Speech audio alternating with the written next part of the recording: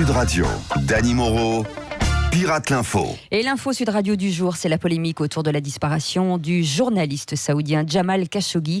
Monsieur Macron, allez-vous, oui ou non, cesser de vendre des armes à l'Arabie Saoudite ? Salam alaikum.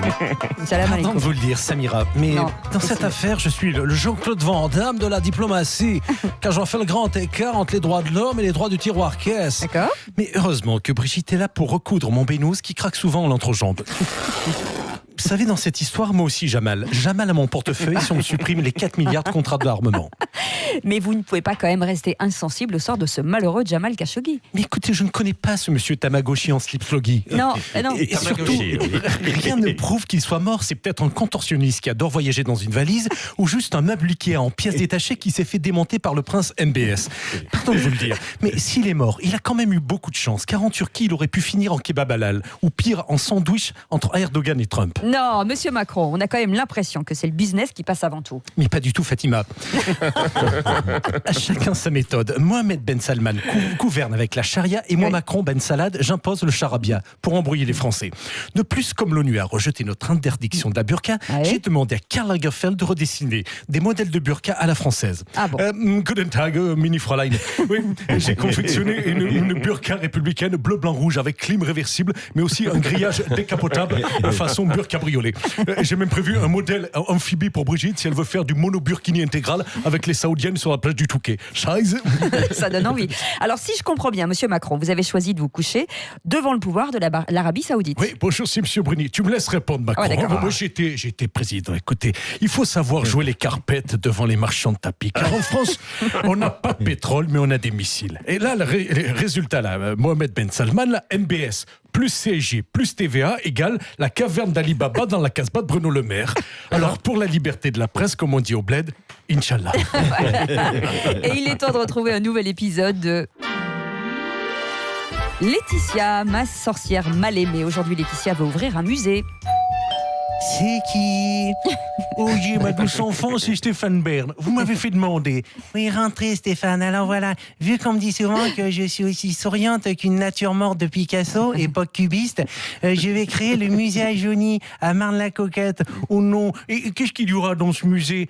Toutes les merdes à Johnny, enfin toutes les pièces uniques et incontournables qui résument sa carrière, à commencer par ceci. Oh, mais quel atroce immondice! Ce n'est qu'un vieux débardeur dégueulasse souillé de sueur. Mais pas du tout, regardez de plus près. C'est le Saint-Suaire du Christ du rock'n'roll, semblable à celui exposé à Turin. Et ça, qu'est-ce que donc?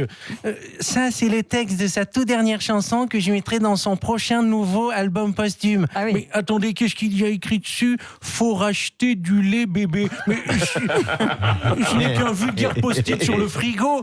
Ben maintenant, c'est un manuscrit inédit écrit par Mamour. En plus, en souvenir, chaque visiteur pourra repartir avec un cendrier rempli par Johnny lui-même. Oh non, voyons, quelle drôle d'idée de repartir avec les mégots de club de Johnny. C'est pas des mégots, c'est les cendres à Johnny. Oh non. Bonne journée.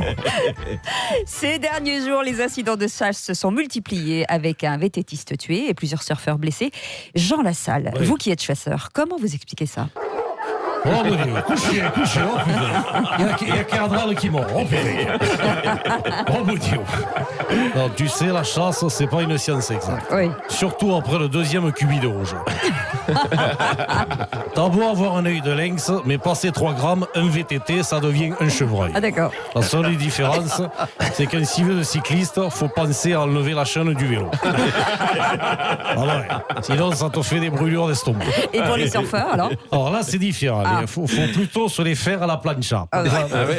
Ah, bien sûr. Elle est déjà là. Et pour un peu qu'ils soient végétariens et véganes, ça te fait 4 fruits et légumes par jour. Mais dites-moi, en dehors de la Oui. chasse, est-ce que vous vous promenez par exemple avec vos enfants ? Mais bien sûr, avec mes 2 porcelets, Jackie et Michel, Ah non. en sécurité, je leur ai tricoté un gilet jaune. Tu m'étonnes. Bruno Le Maire, un Oui. député LREM, a même proposé d'interdire les VTT pendant 4 mois. Vous en pensez quoi ? Madame de Maxibus, Ah.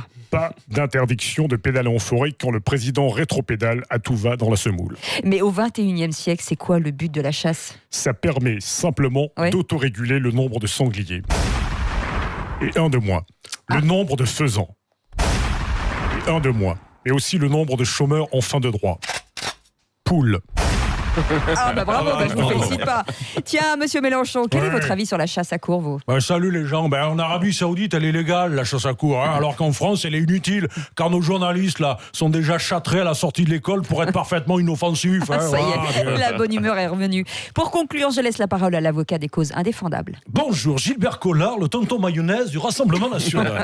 Écoutez, moi je suis pro-chasse, pro-corrida, provincial et profiterole. Oui. Alors, ne me coupez pas. Mais j'ai Cécile, rien ne me dit, coupez je pas. n'ai rien dit. Oui, mais vous alliez le faire. Non. Alors, si comme je l'entends, on ne pourra bientôt plus utiliser de chien de chasse, je sortirai mon cochon truffier, Tariq Ramadan.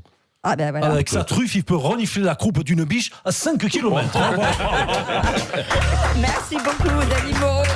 Merci, bien sûr, si vous voulez le regarder, le voir en live, en podcast. En Voilà, podcast. c'est pas facile En à dire ce podcast. matin, hein. Voilà, sur Sud Radio.